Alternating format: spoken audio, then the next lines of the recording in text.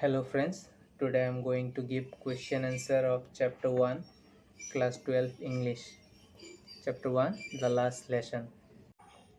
Question 1. What was France expected to be prepared with for school that day?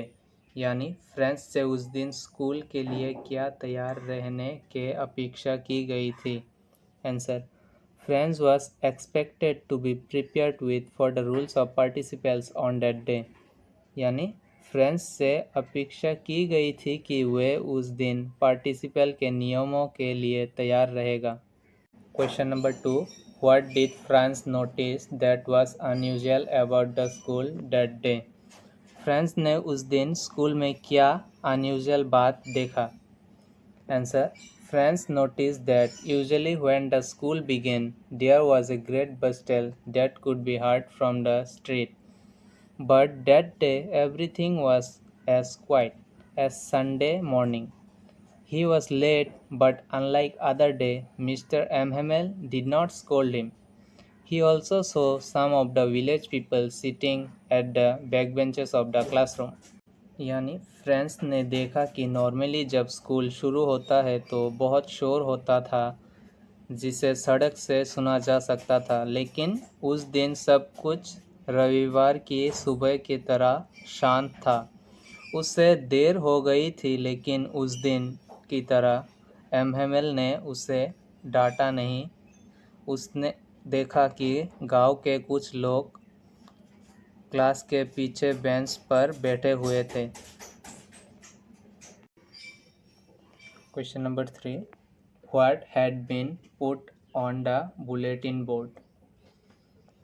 Bulletin board पर क्या लगाया गया था? Answer. The notice from Berlin, Germany had been put up on the bulletin board. Berlin Germany से notice bulletin board पर लगाया गया था. Question number 4. What changes did the order from Berlin cause in the school that day? यानी उस दिन Berlin के आदेश से स्कूल में क्या परिवर्तन हुए? Answer. The notice from Berlin bring a sudden change of responsibility on the particular day, not only for the student but for the villagers also. They all became responsible for the country and realized their fault. यानी Berlin से notice न केवल student के लिए बल्कि गाँव वालों के लिए भी विशेष दिन पर अचानक जिम्मेदारियों में बदलाव लाता है. वे सभी अपने देश के प्रति जिम्मेदार बन गए और उन्हें अपने गलती का एहसास हुआ. Question 5. How did Franz feeling about M Hamel and school changed? मतलब एमहेमल और स्कूल के बारे में फ्रांस के भावनाएं कैसे बदल गए? Answer. When France got to know that was the last lesson in French, his feeling to his study, MML and country changed from bitterness to pity. यानी जब फ्रांस को पता चला कि ये फ्रांस का आखिरी पाठ है, लास्ट लेसन, तो अपने टीचर एमएमएल स्टडीज़ और देश के प्रति उनके भावनाएं प्रकट हुए और वो कड़वाहट से दया में बदल गया. Question number 6. Why was France late for school on that day? यानी उस दिन फ्रांस को स्कूल के लिए देर क्यों हुआ? Answer. On that day, France was late for the school because Hamel would question upon participle and he did not know anything about it. And as Hamel was a cranky teacher, he would definitely scold France.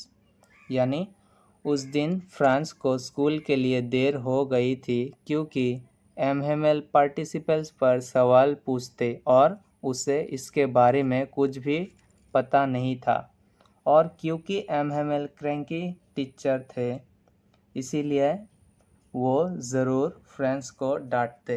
ये सोचकर France को school के लिए देर हुआ. Question 7. What was more tempting? यानी अधिक आकर्षक क्या था? Answer. France found that apart from rules of the participles, the day was really beautiful and sunny. The birds were chirping at the edge of the woods, an open field back of the sawmill. The Persian soldiers were drilling. These things are more tempting. यानी France ने पाया कि participles के नियमों के अलावा दिन वास्तव में सुंदर और धूप वाला था। जंगल के किनारे और सॉमिल के पीछे खुले मैदान में पक्षियां गुनगुना रहे थे, जहां पर्शियन सोल्जर ड्रिल कर रहे थे। ये चीज ज़्यादा आकर्षक था।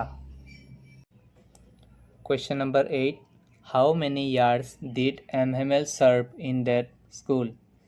यानी एमहेमेल ने उस स्कूल में कितने वर्ष तक सेवा की? Answer 40 years. Question number 9, why did the villagers come to school? यानी गांव वाले स्कूल क्यों आए थे? Answer, the villager came to school because it was the last lesson in France and Mhemel's 40 years faithful service to them. It was their way to show respect towards Mhemel. यानी गांव वाले school आए क्योंकि ये French भाषा का अंतिम पाठ था और एमहेमेल के 40 वर्ष के वफादार सेवा थी, और ये गांव वालों का एमहेमेल के प्रति सम्मान दिखाने का उनका तरीका था। Question number 10, what was the greatest problem of Alsace and Lorraine? यानी एल्सेक और लॉरेन के सबसे बड़े समस्या क्या था? The great problem of Elsek and Lauren is that they put learning till tomorrow. यानी एल्सेक और लॉरेन के बड़े समस्या ये थे कि वे सीखने को कल के लिए टाल देते थे। Question 11, what is M Hamel's point of view of the French language? M Hamel के अनुसार फ्रेंच भाषा कैसी थी? Answer, according to Mhemel, the French language is the most beautiful, logical and clearest language in the world. यानी Mhemel के अनुसार French भाषा दुनिया के सबसे सुंदर, लॉजिकल और स्पष्ट भाषा है। Question number 12, what was the name of the blacksmith? उस लोहार का क्या नाम था? Answer, watcher. Question 13, Where did notice come from? Notice कहाँ से आया था? Answer, Berlin Germany. यानी नोटिस बर्लिन जर्मनी से आया था। What was written on that notice? यानी उस नोटिस पर क्या लिखा था? Answer, on that notice it was written that from the next day in Alsace and Lorraine German language would be taught in their school. यानी उस notice पर लिखा था कि अगले दिन से एल्सेक और लॉरेन में उनके स्कूल में जर्मन भाषा पढ़ाया जाएगा। Question 15, who were sitting on the back bench of the school? यानी स्कूल के पीछे वाले बेंच पर कौन बैठे थे? Answer, the back bench of the school where always empty, but on that day the village people, old houser, the former mayor, the former postmaster and several others were sitting on the back bench of the school. यानी school के पीछे वाले bench हमेशा खाली रहते थे, लेकिन उस दिन गांव के लोग जैसे old Hauser, farmer mayor, farmer postmaster और कई सारे लोग पीछे बैठे हुए थे। Question 16, What did Mhemel wear on that day? Mhemel उस दिन क्या पहना था? Answer, on that day, Mhemel wear his beautiful green coat, his frill shirt and a little black silk cap, all embroidered, that he never wore except on inspection and prize days. यानी उस दिन एमहेमेल ने अपना सुंदर हरा coat, frill shirt और छोटे काले रेशम के टोपी पहना थे। जो वो बस किसी इंस्पेक्शन या प्राइस डिस्ट्रीब्यूशन दिन पर पहना करते थे। Question 17 Will they make them sing in German? Even the pigeons explain. क्या वे उन्हें जर्मन में गाना गाने के लिए मजबूर करेंगे, यहाँ तक कि कबूतरों को भी? Answer. In the last lesson, Franz was thinking that how the Germans could rule the natural world, imagining about the pigeons. Because political boundary, rules, regulation matter only human world, not in natural world. Nature is free from human chaos. यानी last lesson में France कबूतर के बारे में सोच रहा था और सोचा कि जर्मन प्रकृति दुनिया पर कैसे शासन कर सकते हैं, क्योंकि राजनीति सीमाएं नियम केवल मानव जगत के लिए मान्यता रखते हैं।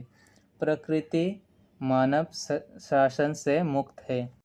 Question 18 who is the author of the last lesson? Answer Alphonse दाउडेत।